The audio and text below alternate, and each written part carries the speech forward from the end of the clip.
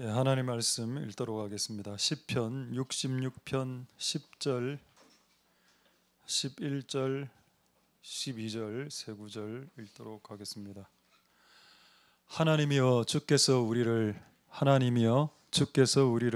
시험하시되 우리를 단련하시기를 은을 단련한 같이 하셨으며 우리를 끌어 그물에 들게 하시며 어려운 짐을 우리 허리에 두셨으며 12절 사람들로 우리 머리 위로 타고 가게 하셨나이다. 우리가 불과 물을 통행하였더니 주께서 우리를 끌어내사 풍부한 곳에 들이셨나이다. 아멘. 제가 마지막으로 한번 기도하도록 하겠습니다. 할렐루야. 하나님 감사를 드립니다. 하나님 오늘 우리의 예배를 받아주시고 오늘 이 자리에 하나님의 집에 모아주신 하나님께서 이곳으로 우리를 모으셨습니다. 이곳으로 모이게 하신 이유가 무엇인지요 우리에게 말씀하여 주시고 오늘 말씀을 통해서 이 어두운 세상에서 살아갈 때 주의 말씀이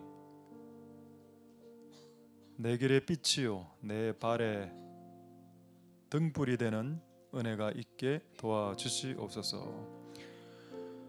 우리의 길을 열어주시고 우리의 입을 열어주시고 우리의 마음을 열어주시고 밖에 비가 오거나 소낙비가 와도 장독 뚜껑을 열어놓지 않으면 그 수많은 소낙비의 시기에 한 방울의 물도 담을 수 없는 것처럼 우리가 우리의 마음을 닫아놓고 있으면 아무리 하늘에서 은혜의 단비가 쏟아져도 아무것도 담을 수 없는 시간이 될 수도 있다는 것을 깨달을 수 있도록 축복하여 주시옵소서. 우리의 마음을 여니 하나님 은혜의 소낙비와 단비를 우리에게 부어 주시옵소서. 모든 영광 하나님 홀로 받으시옵소서. 감사드립니다. 예수님 이름으로 기도드립니다. 아멘. 할렐루야. 우리 좌우로 한번 인사하겠습니다. 샬롬 임마누엘. 샬롬 임마누엘. 오늘 제목 한번 보도록 하겠습니다. 제목은 인생의 목적. 인생의 목적이 뭔가요? 성경에 많이 나와 있는 것도 있고 여러분들이 갖고 있는 것도 있습니다. 일단 성경적으로 한번 보죠. 성경에 우리의 인생의 목적을 정말 다양하게 적어 놓았습니다. 예를 든다면 가서 제자 삼으라, 열왕을 복음화시켜라, 하나님 나라를 세우라, 죽은 자들을 일으키라, 이런 모든 것들이 거국적인 우리의 인생의 목적이 될 수 있습니다. 그 중에 하나 먼저 소개하도록 하죠. 마가복음 16장 15절 말씀입니다. 이 말씀 잘 아시죠? 이 말씀을 교회의 목적 내지는 개인의 목적으로 삼는 사람들이 많이 있습니다. 전혀 틀린 것 아니고 이 말씀을 여러분의 인생의 목적으로 가져도 됩니다. 자, 그런데 대체적으로 이 말씀을 목적으로 가질 때 이렇게 생각하죠. 나는 온 천하에 다니면서 복음을 전하리라, 만민에게 복음을 전하리라. 여기에 꽂혀버린다는 겁니다. 방점을 여기에 찍죠. 근데 여러분 이 말씀은 이 구절의 한 구절의 말씀 중에 가장 중요한 말씀이 뭔가요? 복음을 전하는 게 중요합니까? 아닙니다. 잘 한번 보십시오. 뭐가 중요한가요? 복음을 전하는 누군가가 있고 그 누군가를 여기서 너희라고 이야기하고 있습니다. 여러분 복음을 전하는 것은 중요한 내용이고 우리의 인생의 목적이 될 수 있습니다. 그런데 복음을 전하는 것보다 더 중요한 게 있는데 그것은 복음을 전하는 전파자, 복음을 전하는 사람 너희가 누군가가 더 중요한 겁니다. 그래서 14절에 찾지는 않겠지만 14절 위에 올라가면은 이 정체를 밝혀놓고 있는데 이 너희를 그 당시 11명의 제자라고 이야기하고 있습니다. 우리는 이 말씀 딱 보면 하나님 나에게 만민에게 복음 전하라고 나에게 말씀하신다라고 생각하겠지만 1차적으로는 11명의 제자에게 이 말씀을 주었습니다. 그래서 실제 이걸 이루죠. 그래서 도마 아시죠? 그 제자 중에 도마, 우리 항상 이제 올라가면 싱크대 앞에 있는 그 도마 발음은 똑같습니다. 그 도마가 어디까지 복음을 전했는가 하면 공식적으로는 인도까지 복음을 전했다라고 이야기하고 있지만 우리 고신대 이상규 교수님은 그분이 도마가 한국까지 복음을 전했다라고 주장하고 그 예로 남해에 있는 토마 사당을 예로 들었습니다. 남해 가면은 토마 사당이 있는데 거기 이제 사당의 그림이 남자 하나가 그려져 있는데 그 옷이 한국 그 한복이 아니고 그 이제 이스라엘 시대 때 입었던 로마 시대 때 입었던 입을 그려놓은 걸로 봤을 때 그 토마가 이제 이두 그 한자 이두 발음으로 이렇게 봤을 때 이게 도마다 이렇게 주장을 고신대 이상규 교수님이 합니다. 그게 사실이든 사실이 아니든 간에 어쨌든 인도까지 간 건 사실이고 한국까지 왔던 다시 한국까지 왔다가 다시 인도로 돌아갔던 인도에서 순교당했습니다. 할렐루야. 자, 여러분 11명에게 어떤 그 인생의 목적을 주었나요? 너는 만민에게 복음 전하고 인도까지 가서 복음 전해라. 실제 그들은 그렇게 했고 거기서 죽었습니다. 그런데 누가 인도에 갔나요? 도마가 갔습니다. 여러분이 간 게 아닙니다. 그 도마가 누구죠? 예수님의 제자입니다. 그러니까 여러분 우리가 하나님의 말씀을 읽을 때 성경에 있는 모든 말씀이 나에게 해당되는 말씀 맞죠? 근데 1차적으로 이 말씀을 누구에게 했는지가 중요합니다. 너희에게 했거든. 이 너희는 제자입니다. 제자는 누군가요? 예수님을 닮아가는 사람입니다. 그럼 결론이 났죠. 만민에게 복음을 전하는 것을 전도와 선교로 볼 수 있습니다. 그것보다 중요한 게 뭐라고요? 예수님을 닮는 것이 더 중요한 것이라는 겁니다. 여러분 복음을 전도하고 선교하는 것보다 훨씬 더 중요한 게 예수님을 닮아가는 예수님을 쫓는 제자냐 너가? 그러면 나가라는 겁니다. 네가 제자도 아닌데 그 우리 이제 목사 세계에 이런 말이 있습니다. 네가 목사가 되기 전에 인간이 되라는 말이 실제 있었습니다. 제가 신학할 때 우리 항상 고민했죠. 나는 인간인가? 나는 지금 인간적인가? 그렇게 생각을 해봤죠. 여러분 방금 제가 했던 말에 동의가 되십니까? 제자는 예수님을 닮아가는 자 그리고 예수님을 쫓아가는 자입니다. 그런 사람 11명을 향해서 만민에게 복음을 전하러 했죠. 우리 같은 사람은 지금 만민에게 나가면 다 차단당합니다. 성격 괴팍하지, 성질 더럽지, 성격 까칠하지, 거칠지 누가 우리를 받아들이겠습니까? 누가 우리가 전하는 복음을 받아들이겠습니까? 목사가 되기 전에 전도하기 전에 인간이 되란 말 맞고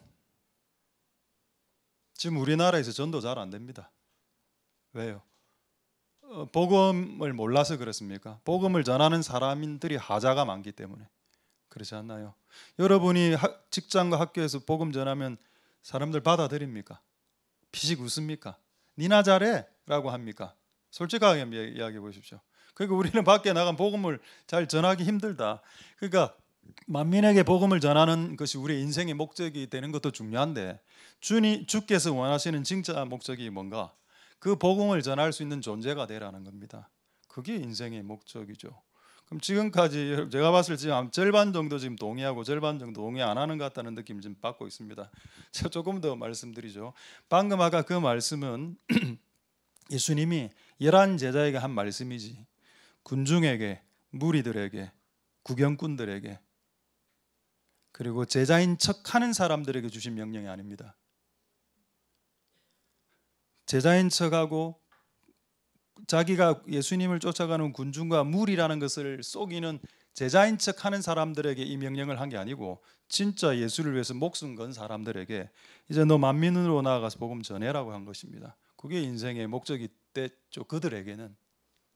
근데 그들과 우리하고는 너무 갭이 크다. 할렐루야. 그래서 우리가 복음을 전하는 것이 우리 인생의 목적이 맞지만은 그 전에 복음을 전할 수 있는 그릇, 복음을 전할 수 있는 사람이 되는 게 목적이다. 자, 그럼 오늘 결론을 미리 말씀드리겠습니다. 그럼 인생의 목적이 뭐냐? 조금 약간 도발적으로 이야기하겠습니다. 인생의 목적은 복음을 전하는 게 아니고요. 인생의 목적은 제자가 되어서 복음을 전하는 겁니다. 그게 하나님의 뜻입니다. 제자도 되지 않은 그런 남봉꾼들이 복음을 들고 세상에 나가 본들, 5대양 6대주를 휘저 본들 어떤 열매도 일어나지 않는다. 그래서 여러분 하나님의 뜻을 정확하게 알 수 있길 소망드립니다. 예수님 닮는 사람들이 복음을 전하는 겁니다. 그럼 제가 이때까지 했던 이야기가 여러분들을 조금 아직은 받아들일 수 있겠지만은 이 말씀을 지금 두 가지 제가 예를 들 테니까 이 예를 통해서 확증하실 수 있기를 소망드립니다. 자, 한번 보겠습니다. 자, 요나서 1장 2절 보겠습니다. 요나와 모세를 통해서 방금 제가 말한 말이 성경적이다라는 것을 확증하겠는데, 자, 요나서 1장 2절에 보면 하나님이 요나에게 명령을 내렸습니다. 자, 니느웨가 어딘가요? 니느웨는 우리 세계사 시간에 배웠죠. 아수르의 수도입니다. 아수르. 지금 우리나라로 치면은 일본이고요. 거기에 큰 성읍 니느웨는 캐피털, 수도고, 지금으로 치면 동경입니다. 네가 일본에 가서 동경에 가서 복음을 전하라고 했습니다. 이거 여러분, 이거 긴박한 명령인가요? 긴박하지 않는 명령인가요? 엄청나게 긴박한 명령입니다. 지금 즉시 시행해야 되는 요나의 인생의 목적이었습니다. 근데 하나님은 3일 딜레이 시켰습니다. 그렇죠. 자, 3일 딜레이, 이게 진짜 긴박하면 요나 그냥 바로 보내서 니느웨 그냥 복음으로 엎어버려야 됩니다. 근데 그렇게 안 했습니다.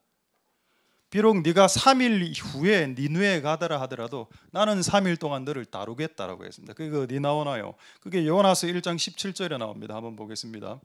요나서 1장 17절에 하나님이 이 비상한 시국에 니느웨 사람, 동경 사람 한 명이라도 구원해야 될 이 임박한 순간에 하나님은 뭘 작정하셨는지, 영혼을 구출하는 것보다 이 인간을 만들어야 되겠다. 요나를 그냥 큰 물고기 뱃속에 집어넣어 버립니다. 며칠 동안 3일 3야 72시간이죠. 24시간 곱하기 3일 종야. 어디에 있었습니까? 물고기 뱃속에 있었습니다. 그럼 여러분 잘 생각해 보십시오. 3일 동안 복음 전하지 못한 겁니다. 아니, 복음 전하는 게 시급하다며. 지금 즉시 전하게 해야지. 지금 이 순간에도 죽어가는 사람들 얼마나 이 지구상에 왔습니까? 우리를 뽑아서 그냥 그곳에 던져서 그곳에서 구원하게 해야 되는 거 아닌가요? 근데 하나님은 니느웨를 구원시키는 것보다 더 중요한 일이 있다. 너를 바꾸는 일이다. 그게 3일이 걸렸기 때문에 3일 만에 변화됐기 때문에 3일로 끝난 거지. 만약에 여러분 요나가 이 기간에 40일 걸렸다고 한번 상상해 봅시다. 그럼 복음은 40일 이후에 전하게 되는 거죠. 여러분, 복음 전하는 거 중요한 우리 인생의 목적 맞습니다. 근데 그것보다 더 중요한 게 있는데 그 복음을 전하는 그릇을 만드는 과정, 그게 훨씬 더 중요합니다. 할렐루야. 그렇지 않나요? 복음을 전하는 것도 중요하지만 복음을 전하는 사람을 만들어내는 것이, 그런 사람들로 바꾸어 나가는 것이 훨씬 더 시급한 일이다. 네 생각에는 니느웨 가서 복음 전하는 게 네 생각에는 그게 더 시급한 일일지 모르겠지만 하나님 생각에는 그렇게 시급하게 생각한 너를 바꾸는 일을 더 시급하게 생각한다는 겁니다. 할렐루야. 저는 이게 너무 은혜가 되었습니다. 내가 온 세상에 나가서 복음을 전하고 선교하고 사람을 구원시키는 것보다, 그거 중요하죠. 그것보다도 더 나를 변화시키고 바꾸기를 원하시는 그 시급함, 그리고 그것을 우리는 우리의 인생의 목적으로 가져야 된다. 할렐루야. 우리의 인생의 목적이 뭔가요? 복음 전하는 게 아닙니다. 우리의 인생의 목적은 제자가 되어서 예수님 닮아서 내가 바뀐 후에 복음을 전하는 것이 예수님이 성경에서 말하시는 진짜 본심입니다. 할렐루야. 그래서 여러분들이 바뀌는 작업들을 잘 하실 수 있게 되기를 소망드립니다. 제가 한 사건 더 예를 든다 했죠. 모세 이야기하겠습니다. 이런 모세 때 이스라엘 백성들이 이미 100여 년간 그 이집트의 그 압제하에 있었습니다. 그렇죠. 그럼 하나님 아버지 입장에서는 그 이스라엘 백성들을 하루빨리 구출해내는 것이 하나님 뜻이어야 했습니다. 그런데 모세가 40살에 살인 한번 하고 난 이후에 40년을 딜레이 시켰습니다. 40년을 돌리고 그 원래 살인자였는데 나중에 지구상에서 가장 온유한 자가 되었을 때 하나님 그를 이스라엘을 구출하는 사람으로 쓰셨습니다. 할렐루야. 그럼 40년 딜레이 됐죠. 맞습니다. 이스라엘 민족을 구출해내는 일은 매우 시급한 일입니다. 그런데 그것을 40년 딜레이 시켜서라도 모세를 바꾸는 일은 하나님 입장에서 더 시급한 일이었습니다. 할렐루야. 그래서 인생의 목적이 뭐라고요? 이스라엘을 구출하는 것이라고 이야기하지 말아라는 겁니다. 너의 꿈이 뭐냐? 너희 목적이 뭐냐? 예, 전 통일한국입니다. 우리 때 진짜 이런 말 많이 했거든요. 통일한국입니다. 열방의 꿈을, 열방의 비전을, 저는 하나님 나라를 세우기 위해서 태어난 사람입니다. 니나 세워라. 저는 다음 세대를 세우기 위해서 저는 부른바는 너 집안이나 세워라. 이런 말이 막 나는 귀에 왱왱왱왱 들리는 거야. 왱왱왱왱.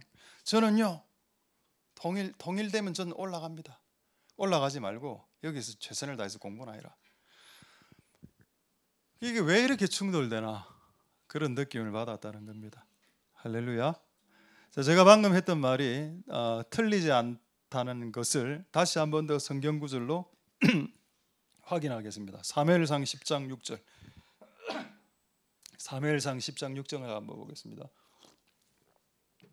사무엘상 10장 6절. 여호와의 신은 구약적 표현입니다. 구약에는 성령이란 단어가 안 나오고 성신, 여호와의 신 뭐 이렇게 나옵니다. 그래서 구약에 나오는 여호와의 신은 신약에 역사했던 성령님하고 똑같은 신입니다. 자, 내게 성령이 크게 임할 건데, 자, 성령이 크게 임하면 어떤 현상이 일어나냐? 방언을 하기도 하고 예언을 하기도 하는데 그게 끝이 아니고 변하여 새 사람이 된다. 이 번역이 공동 번역이 가장 좋은데, 공동 번역에는 뭐라 되어 있는가 하면은 네가 성령이 임하면 네가 변화가 되고 새 사람, 아주 딴 사람이 될 거다라고 되어 있습니다. 할렐루야.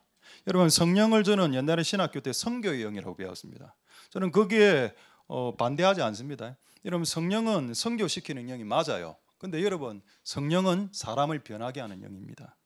성령은 기본적으로 우리에게 임하면 우리의 말을 바꾼다는 말을 지금 예언으로 하는 겁니다. 이전에는 인간적인 말을 했죠. 욕했죠. 사람들 짜증나게 하고 사람들 염장시키는 말을 했습니다. 근데 예언을 한다는 말은 뭔가 하면 예언은 하나님의 말을 한다는 말이거든요. 이전에는 인간적인 말, 세속적인 말, 쌍스러운 말, 사람을 뭐 그냥 애달게 하는 그런 말들을 하다가 이제는 입에서 하나님의 말이 되어내니까 말이 바뀌었다는 뜻이 되죠. 여러분, 사람이 진짜 바뀌었는지 안 바뀌었는지 뭐를 보면 아는가 하면 말을 보면 압니다. 그 사람이 하는 말을 보면, 말이 거칠면 아직 바뀐 거 아닙니다. 그래서 성령이 임했을 때 예언을 한다는 말은 말이 바뀌었다는 걸 의미하고 하나님의 말로, 하나님 말스럽게 하는 말투로 바뀌었다는 말이고, 그리고 변하여 아주 딴 사람, 영어 성경에는 different person으로 되어 있습니다. 다른 종류의 사람으로, 다른 퀄리티, 다른 질의 사람으로 바뀐다. 이게 여러분 성령님 하시는 영이죠. 그래서 성령님은 성교의 영이지만 성령님은 사람을 변화시키는 영이십니다. 할렐루야. 그러니까 왜 하나님이 요나를, 니느웨 구원이 시급함에도 불구하고 3일 딜레이 시켜서 요나를 바꾸는 데 집중하셨고, 40년 동안 딜레이 시켜서 이스라엘 백성들을 구출하는 것보다 모세를 그냥 이렇게 바꾸는데 그렇게 더 집요하게 집착하셨는지, 이제 우리는 그 이유를 알아야 된다는 겁니다. 할렐루야. 하나님은 열방을 향한 생각, 북한을 향한 생각, 민족을 향한, 다음 세대를 향한 생각 많지만 여러분 자신들을 위한 생각들이 더 많습니다. 그렇다고 북한을 싫어하거나 그렇다고 열방과 다음 세대를 미워한다는 뜻이 아닙니다. 그들도 사랑하지만은 여러분 한 명에게 더 많은 생각과 더 깊은 생각과 더 다양한 생각들을 가지고 있다. 할렐루야. 그 말씀이 어디 있냐? 시편 139편 17절에 있습니다. 한번 보겠습니다. 자, 시편 139편 17절 보도록 하겠습니다. 하나님이여, 주의 생각이 내게 어찌 그리 보배로운지요, 어찌 그리 그 숫자가 많은지요. 그러니까 하나님이 나를 향한 생각의 개수가, 내가 나를 계획하는 개수가 한 7개라 칩시다. 그럼 하나님은 나를 향한 생각이 한 170개 정도 있는 겁니다. 네가 50살 때, 45살 때, 60 하나 때, 이걸 하고 네가 어떤 이 여자를 만나 결혼을 해서 가정을 꾸려서 이 자식을 낳아서 이렇게 하고, 너무 많은 생각들을 하나님 갖고 계시죠. 그 누구에 대한 생각이라 했습니까? 열방에 대한 생각 아니고, 민족 통일, 복음 뭐 이런 거 아니고 여러분을 위한 생각, 여러분 자신을 위한 생각이 그만큼 많은데 그 중에 가장 핵심적인 생각이 뭐냐? 여러분들을 바꾸는 생각이라고 저는 깨닫게 되었습니다. 하나님 나를 바꾸기 위해서 정말 많은 생각과 보배로운 계획들, 프로젝트를 갖고 계시구나. 정말 다양한 플랜과 다양한 프로젝트를 갖고 계셔서 우리를 계속 바꾸고 계십니다. 할렐루야. 성령이 오면 방언하고 예언하는 게 아니라 그것도 하겠지만은 우리를 다른 종류의 사람으로 바꾸시는 그 일들을 행하신다. 할렐루야. 그럼 여러분 그렇게 생각하겠죠. 여러분 눈빛이 다 저를 보고 있군요. 니는 변했나? 뭐 이런 눈빛으로 저를 쳐다보는 것 같습니다. 저는 제가 변했는지 난 잘 모르겠습니다. 잘 모르겠는데 주변의 사람들이 옛날보다 많이 조금 부드러워졌다 하던데요. 말씀을 마치도록 하겠습니다. 내만 은혜되면 되니까. 그래서 여러분들도 많이 부드러워질 수 있기를 소망드립니다. 뭐 꼭 부드러워져야 됩니까? 예수님 말씀, 나는 마음이 온유하고 겸손하니. 모세가 80살에 온유함이 지구상에서 1등이라고 했습니다. 그때 하나님이 이제 사역을 맡기셨거든요. 우리는 인간 안 된 상태에서 사역을 했고, 예전에 하나님의 정상적인 원래 커리큘럼대로 한다면 모세 40년 동안 생고생 시켜서, 정말로 생고생 시켜서 온유함이 1등이 됐을 때 주님의 일을 시키는 것이 저는 더 성경적이다고 생각됩니다. 할렐루야. 그분의 온유함을 닮아가실 수 있는 복된 여러분들 되실 수 있기를 소망드립니다. 할렐루야. 자, 이제 한 구절, 좀 재밌는 구절 보고 원래 본문으로 다시 돌아가겠습니다. 아직 원래 본문 아직 시작도 안 했습니다. 오늘 자, 조금 오늘 길게 할 겁니다. 한 3분 정도. 너무 긴장하지 마시고 시편 144편 12절 한번 보겠습니다. 시편 144편 12절에 참 제가 시편이 시 아닙니까? 뭐 시죠, 현대 시죠, 뭐 고시죠, 이런 거죠. 그래서 제가 이걸 보고 참 재밌는 말씀입니다. 시편 144편 12절에 어떤 식구가 있는가 하면은, 우리 딸들은 궁전의 식양이라는 단어는 좀 패션이라는 단어입니다. 패션. 궁전에 어떤 패션이 있을 거 아닙니까? 어떤 트렌드. 그 당시 궁전의 트렌드를 따라 아름답게 다듬어 놓은 모퉁이 돌이라고 되어 있는데, 영어 성경에는 필라라고 되어 있습니다. 기둥이라고 되어 있습니다. 그러니까 우리의 딸들이, 여러분의 자녀들 중에 딸들이 하나님의 성전의 기둥 같은 제목이 될 거라는 내용입니다. 그런데 돌 아닙니까? 원래 돌이 기둥 모양으로 생긴 돌이 하나라도 있습니까? 길쭉하게 이렇게 올라가고 석류 모양 새겨지고 그런 돌은 없거든요. 대리석, 원석을 한번 보신 적 있습니까? 그냥 돌 덩어리입니다. 조금 더 발음을 세게 하면 돌 덩거리, 조금 더 발음을 세게 하면 똥덩거리. 그런 거대한 거를 깎아서 기둥을 만드는 과정이 이 과정인데, 우리 딸들을 궁전의 패턴대로, 패션대로, 트렌드대로 아름답게 다듬은 요게 핵심입니다. 다듬다. 이게 뭐죠? 이 딸들이 조금 아들보다는 조금 기가 셉니까? 아들이 더 어리버리하다고요? 알겠습니다. 아들은 좀 어리버리하고 딸들은 좀 기가 있고 세고 꺾어놔야죠. 꺾어놓기 위해서 다듬는 게 필요합니다. 이 다듬다는 단어가 carved to adorn 이래 되어 있습니다. 조각칼로 긁어낸다. 얼마나 아프겠습니까? 긁어내니까. 교만을 깎아야죠. 까칠까칠한 성질 깎아내야지. 이렇게 해서 나중에 기둥이 된다. 할렐루야. 이게 연단이죠. 요나의 3일 물고기 뱃속. 모세가 40년 동안 광야에서 그냥 이름 없는 할아버지로 연단 받는 것.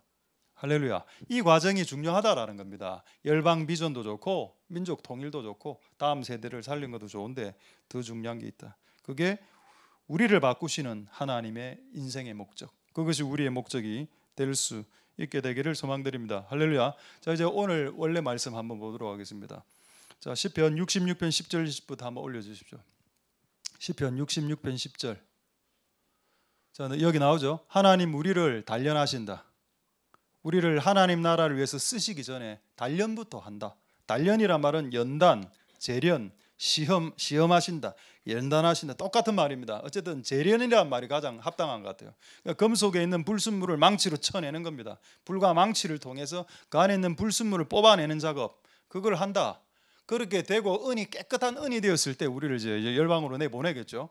자, 은을 단련한 같이 하시는데 그 다음 단련하는 방법이 나와 있는데, 오늘 제가 몇 가지 방법을 여러분들에게 보여드릴 테니까 여기에서 본인이 지금 현재 어디에 해당되는지 지금 네 가지를 이야기할 건데 이 네 가지 중에 본인의 상황이 어디에 해당되는지 한번 생각해보고 또 이 네 가지 중에 나는 해당 상황이 없지만 만약 하나님 나를 다루실 때 이 네 가지 방법 중에 어떤 한 가지 방법으로 다루셔야 된다면 저는 이 방법으로 다뤄주세요 라는 소망을 가지고, 별로 소망적이지 않기 때문에 이 내용이 소망을 가지고 한번 이것을 한번 보도록 하겠습니다. 자, 그 다음 구절 한번 보시죠. 11절에 자, 하나님 우리를 바꾸시는 방법입니다. 첫 번째 그물, 자, 두 번째 어려운 짐, 자, 세 번째 네 번째까지 보겠습니다. 12절 세 번째 사람들이 내 머리 위로 타고, 이 탄다 말이 정확한 번역은 짓밟다란 말입니다. 내 머리를 짓밟고 지나가게, 모욕을 말하죠. 인격적 모독을 말합니다.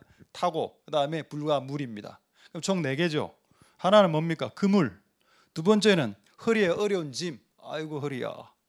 머리에 사람들이 나를 모욕하고 침뱉고 손가락질하고 타고 지나가고, 네 번째 아예 감당이 안 되는 불과 물. 교통사고가 난다는가, 다리가 암이, 네, 여러 가지 병이, 자식이 막 이렇게 엄청난 사건들이 발생하는 거 불과물이라고 보겠습니다. 요 네 가지 사건을 통해서 어떻게 하신다? 우리를 바꾸시고 결국에는 우리를 그곳에서 끌어내서 풍부한 곳으로 옮기시겠지만은, 할렐루야, 반드시 옮기십니다만은 그 직전에 이 네 가지가 있습니다. 자, 이 네 가지 중에 지금 여러분들에 해당되는 것이 무엇이냐 한번 생각해 보십시오. 그리고 만약에 해당되는 게 없다면 이 네 가지 중에 만약에 하나를 통해서 내가 다루심을 받아야 된다면 뭐가 가장 좋을까를 한번 생각해 보십시오. 저는요, 뜨거운 걸 잘 견디니까 불로 저를 따라주세요. 끝났습니다. 저는요, 누가 나를 막 밟고 지나가서 모독하고 막 손가락질하고 아이 나쁜 놈아 이런 말 듣는 거 저는 눈 하나 까딱하지 않습니다. 저는 그거 좋아요. 어쨌든 여러분 한번 하나씩 생각해 보시고, 자, 첫 번째부터 짧게 보겠습니다. 그물. 그물이 뭔가 하면은 그물, 새가 들어가는 그 그물입니다. 근데 원어에는 뭐라 되어 있는가 하면은 덫이라고 되어 있습니다. 또 원어에는 뭐라 되어 있는가 하면 구덩이라고 되어 있습니다. 이게 뭘까요? 여러분, 구덩이에 지금 갇혀 있는 거죠. 감옥에, 덫처럼 그물 안에. 거기서 할 수 있는 게 아무것도 없습니다. 여러분이 좁은 구덩이에 갇혀 있다고 생각해 보십시오. 그럼 어떤 병이 생기는지 아십니까? 저는 경험을 해봤는데 바로 공황장애가 옵니다. 밀폐된 곳에서 사람이 있으면 바로 이제 압박감이 오면서 심장이 뛰고 공황장애가 오죠. 정신병이 생깁니다. 그리고 헛것이 보이기 시작하고, 좁은 공간에 햇빛도 들어오지 않은 좁은 공간에 구덩이에 빠져 있으면, 자, 이런 사람이 한번 있었습니다. 제가 확인시켜 드리겠습니다. 예레미야 애가 3장 53절에 한번 보겠습니다. 여기 보면 예레미야가 구덩이에 빠졌다라는 표현이 있습니다. 자, 예레미야 애가 3장 53절, 자, 보시겠습니다. 예레미야가 선지자인데 사람들이 그들을 미워해서 어디에 빠뜨렸는가 하면 구덩이에 빠뜨렸습니다. 그거 나오죠. 옛날에 여러분 이 시대 때는 구덩이가 감옥이었습니다. 감옥. 근데 이 당시 구조가 어떻게 됐는가 하면 구덩이에 빠지면 맨 밑에 물이 있었고 그 위에 진흙이 있었습니다. 질퍽질퍽한. 거기에 들어가니까 계속 그곳에 있으면 어떻게 되나요? 그 진흙을 통해서 피부병이 시작될 거고 추위와 저체온증과, 그리고 결국 죽어가는 겁니다. 거기 지금 예레미야가 빠져 있는 겁니다. 자, 그 다음 구절 보겠습니다. 54절에. 그리고 이제 밑에서 물이 계속 차올라, 지하수를 통해서 물이 계속 차오르니까 점점점 차오르니까 내 머리까지 물이 다가왔습니다. 구덩이에. 숨이 꼴딱꼴딱 하겠죠. 그래서 예레미야가 뭐라 이야기했는가? 이제는 멸절되었다. 나 하나님의 지금 죽습니다. 이 표현입니다. 예레미야가 뭐 크게 잘못한 거 있습니까? 왜 그가 그렇게 구덩이에 빠지게 됐나요? 우리하고 다른 이유로 그는 구덩이에 빠졌습니다. 그런데 우리는 우리의 잘못과 우리의 까칠스러움 때문에 구덩이에 빠지는 거 아닙니까? 예레미야는 하나님의 복음을 전하다가 빠진 겁니다. 그런데 우리는 우리의 죄로, 우리의 연약함으로, 우리의 실수로, 우리의 까칠함 때문에 빠지는 겁니다. 근데 어쨌든 빠지게 되었다는 거죠. 그 그물에서 그 구덩이를 통해서 하나님 그를 다루십니다. 할렐루야. 그다음 55절까지 보죠. 그런데 그렇게 깊은 구덩이에 있을 때 예레미야가 뭐라고 말을 하고 있습니까? 여호와여, 내가 심히 깊은 구덩이에서 지금 죽어가고 있는데 주님의 이름을 부르겠습니다 하고 막 하나님 이름 불러댑니다. 할렐루야. 여러분이 가장 힘들다고 생각하는 게 그게 구덩이입니다. 인생을 살아갈 때. 근데 바로 그때 알고 보면 하나님의 이름을 부를 수 있는 절호의 기회고, 평상시 잘 안 부르죠.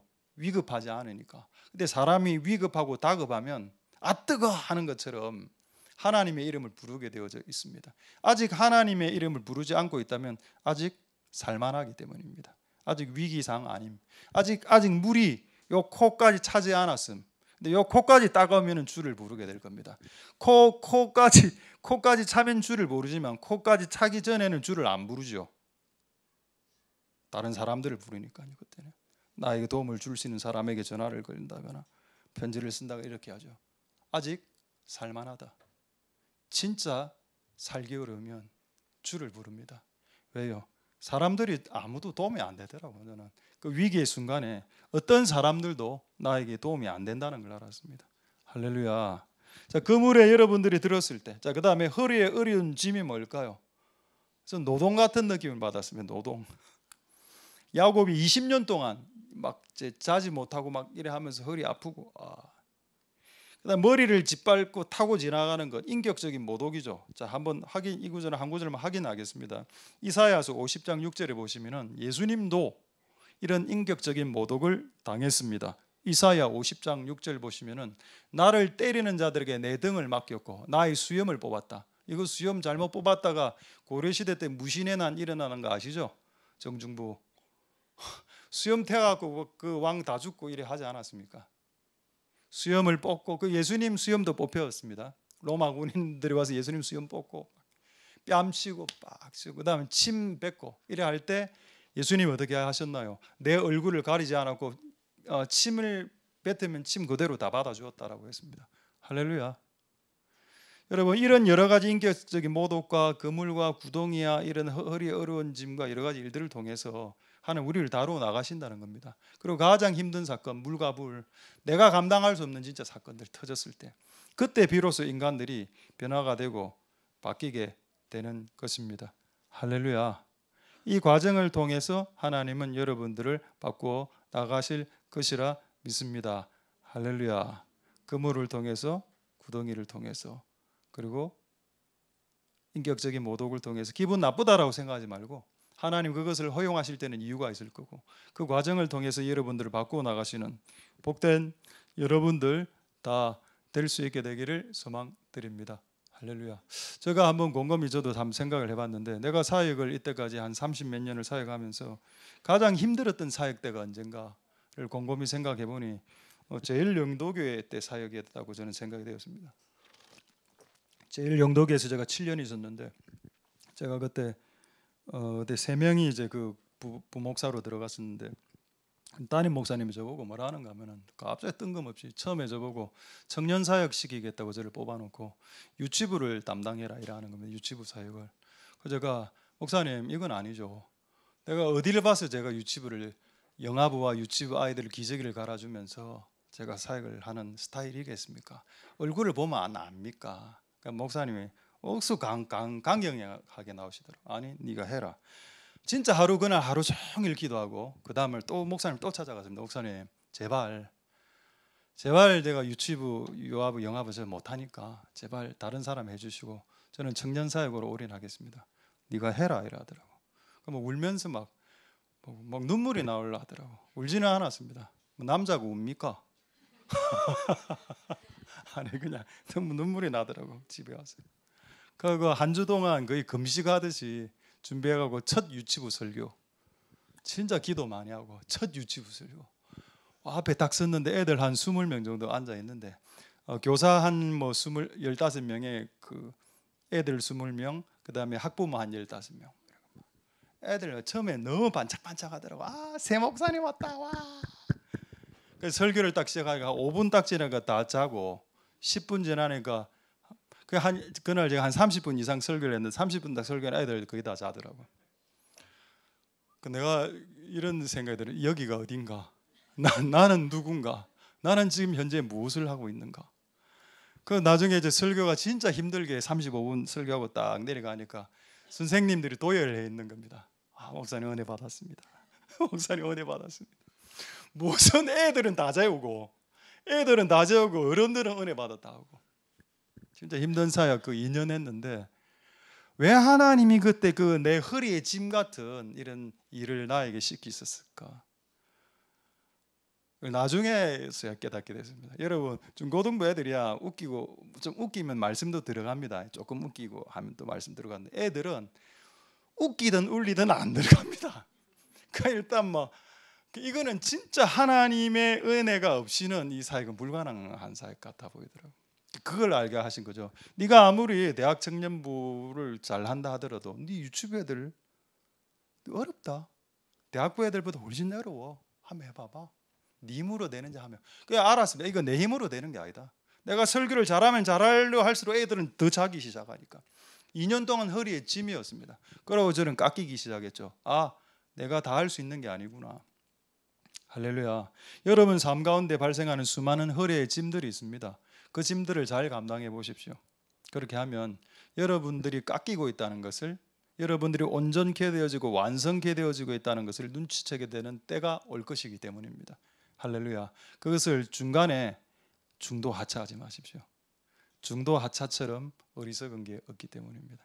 끝까지 잘하셔서 완성된 여러분들의 모습들을 하나님께 영광의 선물로 올려드릴 수 있는 복된 여러분들 다 될 수 있게 되기를 소망드립니다. 할렐루야. 자, 이제 한두 주제 더 말씀드리도록 하겠습니다. 자, 그렇다면 우리가 그물에 들어가고 구덩이에 들어갔을 때 하나님은 발짱 끼고 꽃이다. 이 녀석 너 변화돼야 되니까 한번 실컷 한번 당해봐봐 라고 하실까요? 그렇지 않습니다. 그런 하나님이면 정말 나쁜 하나님이겠죠. 그런 하나님 아닙니다. 우리가 고통 가운데 들어 진입했을 때 그것이 우리를 변화시키는 결과를 초래할지라도 그 고통은 힘든 건 마찬가지입니다. 힘든 건 사실이죠. 그건 팩트죠. 내가 그 고통을 통과한다는 그 사실 자체는 힘든 사실입니다. 그럴 때 하나님이 정말 발짱 끼고 수수방관하시냐는 겁니다. 그렇지 않다. 고린도전서 10장 13절 한번 보시겠습니다. 여러분들이 물과 불을 통과하고 구덩이에 빠져 있고 그리고 사람들부터 모독과 손가락질을 당할 그 시즌에, 그 계절에 하나님이 팔짱 끼지 않는다는 구절입니다. 사람이 감당할 시험밖에는 너에게 당한 것이 없고 오직 하나님은 믿음직스러운 분이시라. 너희가 감당 못할 시험 당하는 거 허락 안 하고, 그 다음 내용입니다. 시험 당할, 단련 당할, 연단 당할 즈음에, 물과 불을 통과할 즈음에, 구덩이에 빠졌을 즈음에 또한 피할 길을 내사 너희로 능히 감당하게 하신다. 할렐루야. 결과는 감당하게 하는 겁니다. 그물도 감당하고 허리의 짐도 감당했습니다. 2년 동안 유치부를.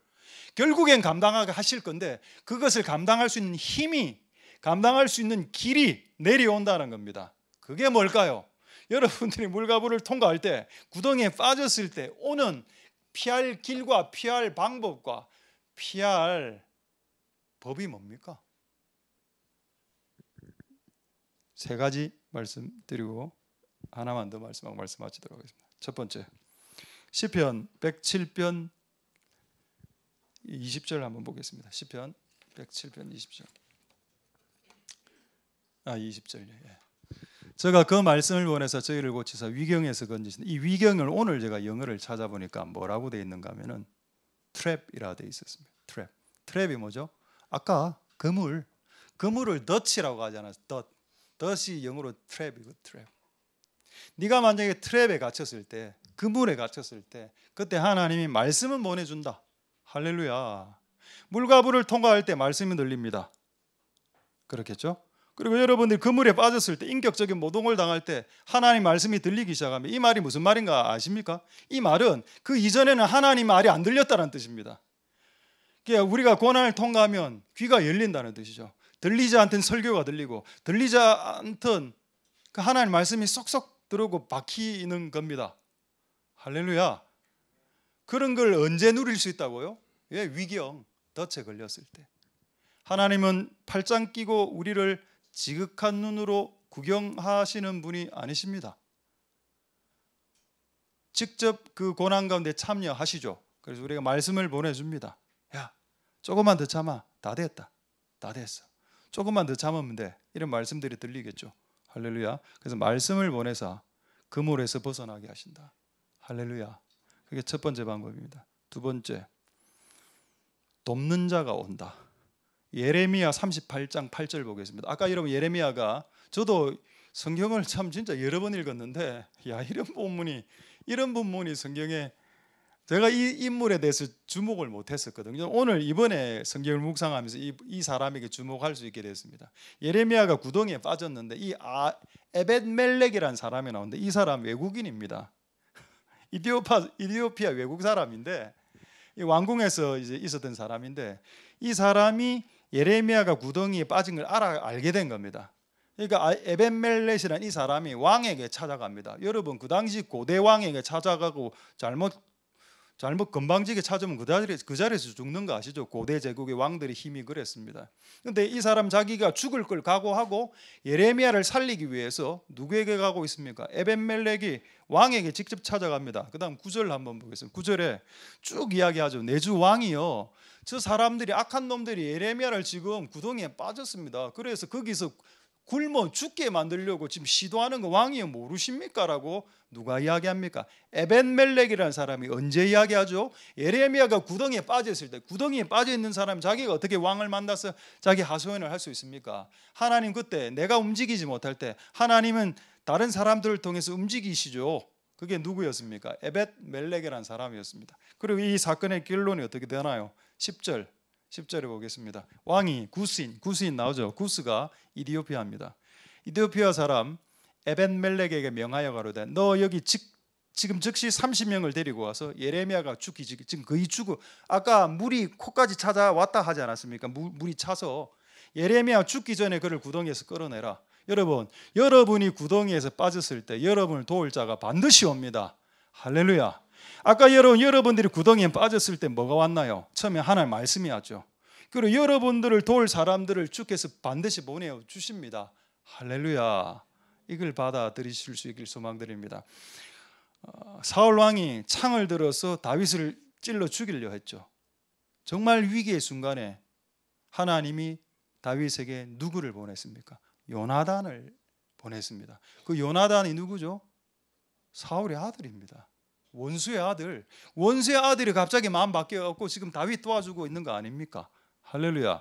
여러분들이 위기의 순간, 그게 결국 변화를 초래시킬 위기의 순간을 통과하고 있을지라도 하나님은 반드시 여러분들을 도우시고 도울 자를 붙이시고 하신다. 할렐루야. 그 은혜가 있기를 정말로 소원드립니다. 할렐루야. 말씀을 보내고 그 다음에 도울 자를 보내고 이제 하나 더 남았죠. 하나 더 보겠습니다.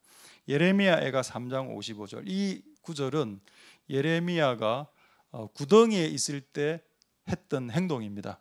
예레미야 애가 3장 55절 한번 띄워주십시오. 예레미야 애가 3장 55절에 자 보시겠습니다. 여호와여 내가 심히 깊은 구덩이에서 뭐를 했다고 했습니까? 주의 이름을 불렀다. 이게 뭐죠? 주의 이름을 부르는 것은 기도로 볼 수도 있고요, 노래로 볼 수도 있습니다. 이게 뭔가요? 예배 아닙니까? 예배.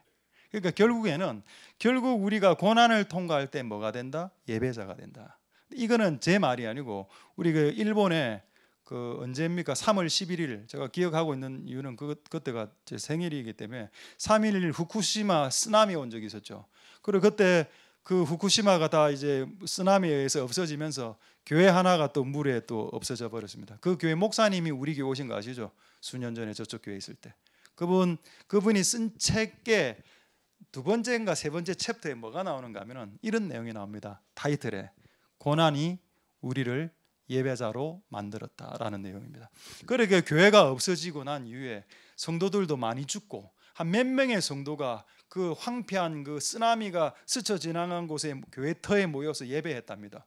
그런데 그때는 기타도 없이 아무 악기도 없이 노래를 하는데 너무 전부 다 눈물 흘리면서 예배하고 예전에는 그렇게 예배를 해본 적이 없었답니다. 근데 그 고난을 통해서 그들을 온전한 예배자로 주님의 이름을 부르는 예배자, 주님의 이름을 기도하는 기도자, 주님의 이름을 부르는 기도자로 주님의 이름을 부르는 노래하는 예배자로 주께서 바꾸어 나가시더라. 옛날에는 예배를 그렇게 감동적으로 진하게 안 드렸거든요. 그냥 건성건성으로 그렇게 했는데 고난이 오고 나니까 확 바뀌더라. 할렐루야. 제가 그 그 후쿠시마 그 이야기를 듣고 그런 생각이 들었습니다. 아, 하나님은 고난의 시기에 불을 노래를 주신다라는 걸 깨달았습니다. 우리에게 고난의 우리를 변화시키는 고난의 순간에 말씀을 주시고 도울자도 주시지만 불을 노래도 반드시 주신다. 할렐루야. 여러분, 미국을 이제 세운 여러 가지 힘들이 있는데 힘들 중에 하나가 이제 아프리카 사람 친구들이죠. 아프리카 친구들이 노예로 미국에 많이 팔려왔습니다. 근데 그 아프리카 친구들 중에 기독교인들이 많았습니다. 마틴 루터 킹부터 시작해서 엄청난 기독교인들이 많았죠.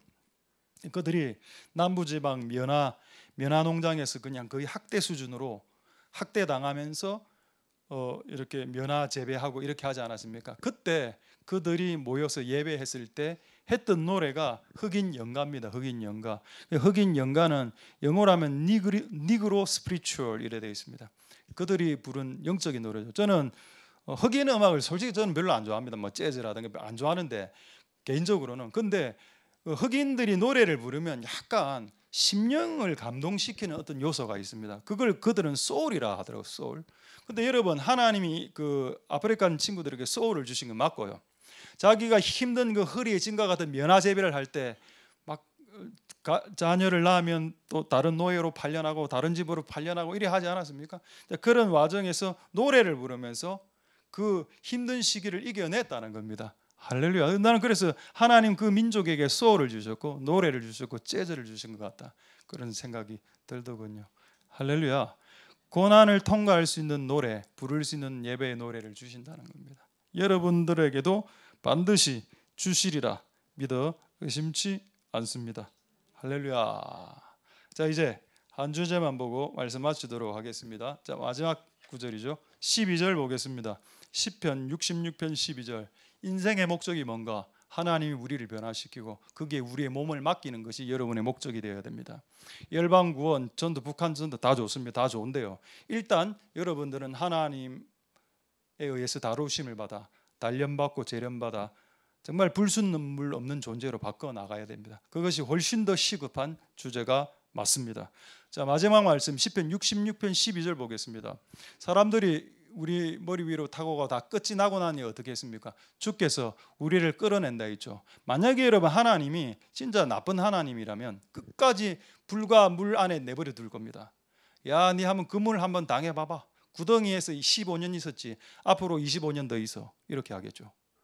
근데 하나님은 뭐라고 되어 있습니까? 주께서 우리를 끌어낸다. 무조건 끌어낸다. 거기서 그 기간이 40년이든 3일이든 상관이 없다는 겁니다. 요나는 3일 만에 그 구덩이에서 탈출했고 모세는 40년 만에 탈출했지만 어쨌든 하나님은 우리를 끌어낸다. 할렐루야. 그리고 끌어내서 어디에 이끌어 들이시나요? 풍부한 곳으로 이끌어 들이십니다. 이 사실을 정말 마음껏 믿고 받아들이시는 복된 여러분들 다 될 수 있게 되기를 소망드립니다. 하나님은 여러분들을 구덩이에서, 경상도 말로 구디라고 하죠, 구디에서 여러분들을 반드시 이끌어낸다. 그리고 무조건 풍부한 곳으로 이끌어 들이실 거다. 언제 풍부한 곳으로 이끌어? 그건 잘 모르겠는데 언제는 시간은 나는 잘 모른다. 그렇지만은 하나 내가 자신 있게 하나 말할 수 있는 것은 반드시 그곳에서 구출된다. 그리고 하나님은 여러분들을 풍부한 곳으로 반드시 이끌 것이라고 확신합니다. 목사니까 제가 자신 있게 여러분들에게 말씀드릴 수 있는 것입니다. 할렐루야. 그 풍부한 곳으로 나아가시는 복된 여러분 다 될 수 있기를 소망드립니다. 갑자기 소리가 울리니까 제가 적응이 좀 안 되네요. 자, 마지막 구절 보고 말씀을 마치도록 하겠습니다. 신명기 8장 16절. 좀 소리 울리는 것 같은데 신명기 8장 16절 보고 말씀 마치도록 하도록 하겠습니다. 신명기 8장 16절에 어떤 말씀이 있는가 하면은 하나님 이스라엘 백성들을 40년 이렇게 돌리고 난 이후에 하나님께서 이렇게 말씀하십니다. 너를 시험했지. 아까 제가 재련, 연단, 단련, 시험 똑같은 말이라고 했습니다. 내가 40년 동안 너를 단련시켰지, 시험했지. 그런데 궁극적으로는 마침내는 너에게 복을 주기 위함이다. 할렐루야. 그 복이 뭔가요? 내가 바뀌는 겁니다. 내가 변화되는 것이 그게 복이라. 그럼 모든 것이 세상이 모든 세상이 다 새롭게 보입니다. 내가 바뀌면. 그렇죠. 그렇게 미워 보이던 부모님도 내가 바뀌면 약간 사랑스럽게 보일 것 같습니다. 지금 나의 환경이 너무 힘들 것처럼 느껴졌는데 내가 바뀌면 지금 고난도 이 정도 겪을만 하네. 이미 이게 힘들었으면 나만 이미 죽었을걸? 이라고 생각하고 깨닫게 될 수 있었겠죠. 할렐루야. 궁극적으로는 여러분들을 복된 것으로 이끄시고 궁극적으로는 여러분들에게 복을 주실 겁니다. 그런 은혜가 여러분들에게 있기를 소망드립니다. 이제 말씀 마치겠습니다. 우리 옛날에 풍성한 교회 목사님 제가 한번 한 몇 번 예배를 드리러 간 적이 있습니다.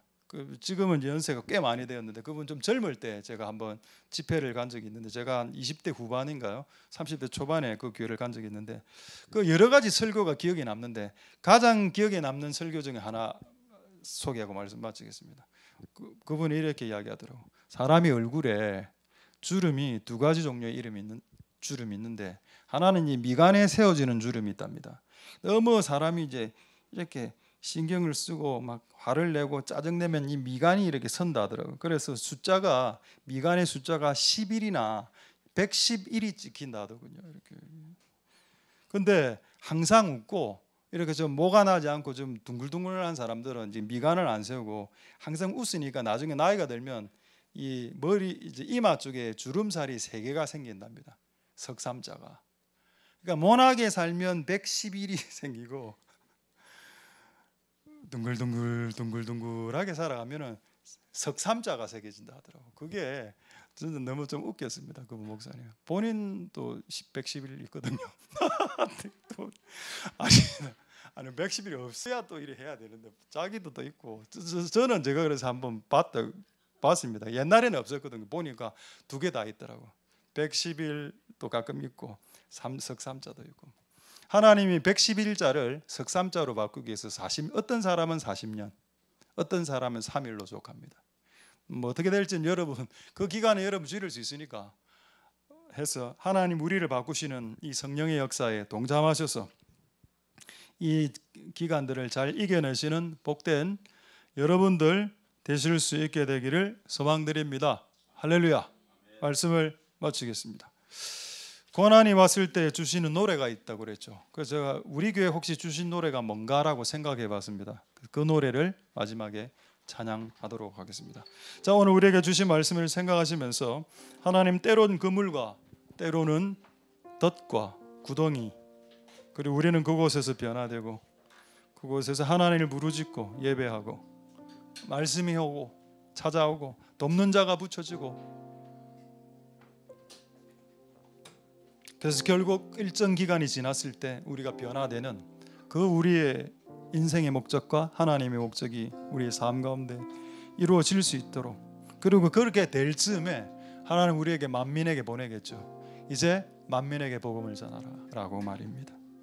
하나님 그 어떤 그 일들이 우리의 삶 가운데 일어날 수 있도록 축복해 달라고 우리 한번 통성으로 하나님 앞에 기도하고 찬양하도록 하겠습니다. 기도하겠습니다.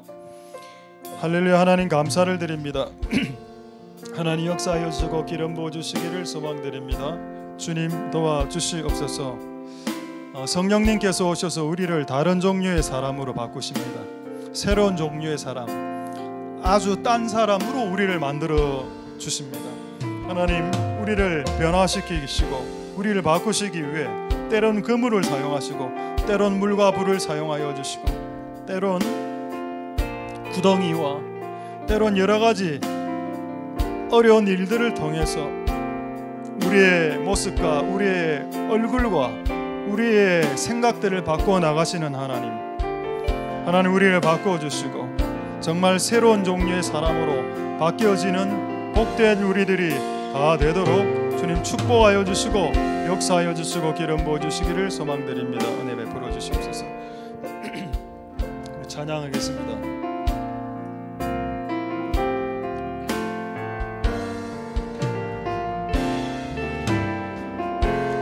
힘내서 우리 모두 예배하는 자 되어 온전히 영과 진리로 주를 예배하자. 주가 우리와 함께 하시고 마르지 않는 샘물로 우릴 우리 모두 예배하는 자 되어 영과 진리로 주를 예배하자. 주가 우리와 함께 영원히 함께 하시고. 우리 한 키 올려서 찬양하겠습니다. 우릴 우리 모두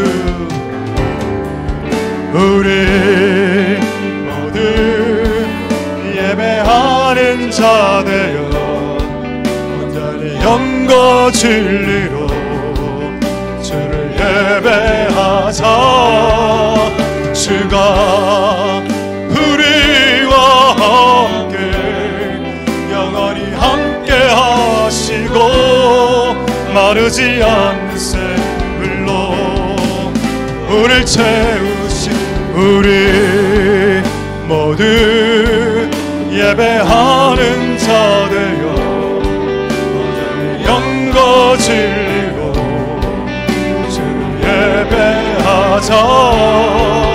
주가 우리와 함께 영원히 함께 하시고 않는 새. 우리 한 키 더 올리겠습니다. 우릴 채우시라. 우리 모두 예배하는 자 되어 영과 진리로 주를 예배하자. 주가 우리와 함께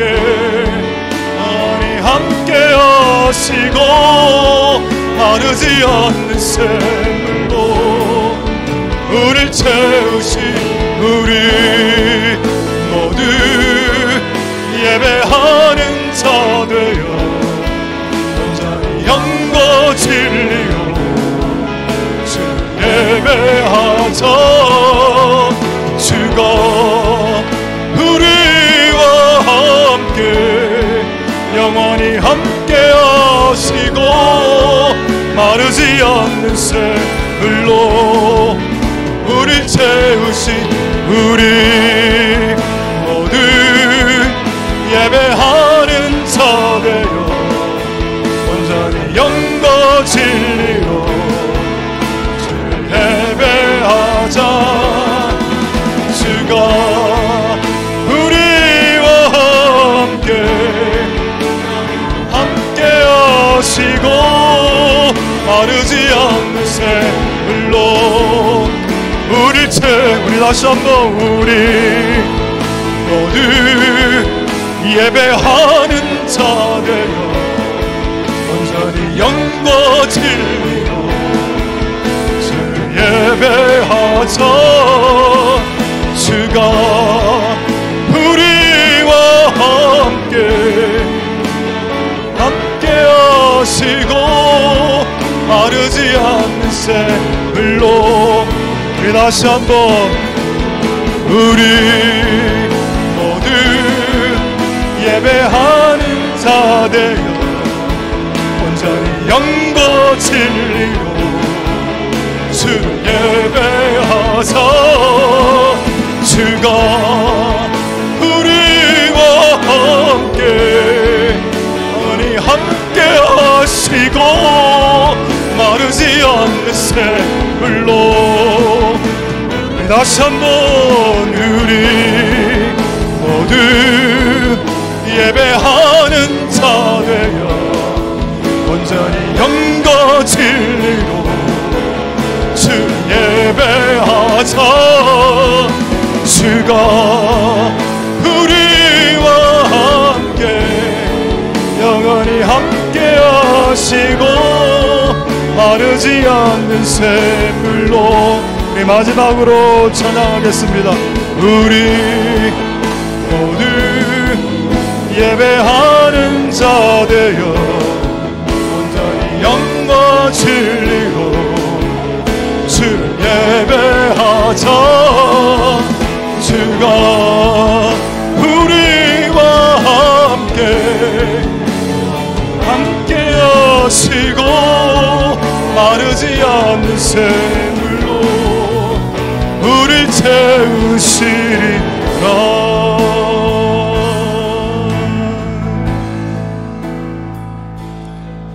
할렐루야. 하나님 감사를 드립니다. 결국에는 우리를 끌어내실 것이고 우리를 풍부한 곳으로, 복된 자리로, 우리를 완성시키고 변화시키는 자리로, 샘물이 흐르는 곳으로 우리를 이끄실 것입니다. 그러나 그 직전의 상황은 정말 호락호락하지 않습니다. 물과 불을 통과해야 되고 은을 단련하듯 사람들이 내 머리를 짓밟고 지나가고 나를 모독하고 손가락질하고 모욕하고 침을 뱉고 그물에 들어가서 그 구덩이에서 빠져나오지 못하고 물이 코까지 차서 죽기 직전까지 이르는 상황, 그런 상황에서라도 하나님 우리에게 말씀하시고 우리를 지키시고 도울 자를 붙여주시는 그 크신 하나님의 사랑과 은혜를 찬송드립니다. 우리가 이런 전 과정을 통해서 우리의 삶이 바뀌는 그런 은혜가 있도록 축복하여 주옵소서. 열방 구원 좋고 통일 한국 좋고 다음 세대 세우는 거 좋고 하나님 나라 세우는 거 다 좋습니다. 근데 이걸 누가 세우나요? 이걸 누가 세울 수 있겠습니까? 하나님, 예수 그리스도를 닮아가는, 쫓아가는 진정한 제자들만이 이 일을 감당할 수 있을 텐데 하나님 우리를 바꾸어주시고 성령님 우리에게 보내주셔서 우리를 다른 종류의 사람, 다른 퀄리티의 사람, 다른 질의 사람, 아주 딴 사람이 될 수 있도록 축복하여 주시옵소서. 그런 한 주간이 될 수 있도록 역사하여 주시고 우리를 조각하여 주셔서 우리를 다듬어 주셔서 성전에 장식할 수 있는 성전의 기둥이 다 될 수 있도록 축복하여 주시옵소서. 모든 영광 하나님 홀로 받으시옵소서. 감사를 드립니다. 예수님 이름으로 기도드립니다. 아멘. 여호와는 내게 복을 주시고 너를 지키시기를 원하며 여호와는 그 얼굴로 내게 비치사 은혜 베푸시기를 원하며 여호와는 그 얼굴을 내게로 향하게 되사 평강 주시기를 원하노라. 주 예수 그리스도의 은혜와 하나님의 사랑과 성령의 교통하심이 너희 무리와 함께 있을지어다. 아멘.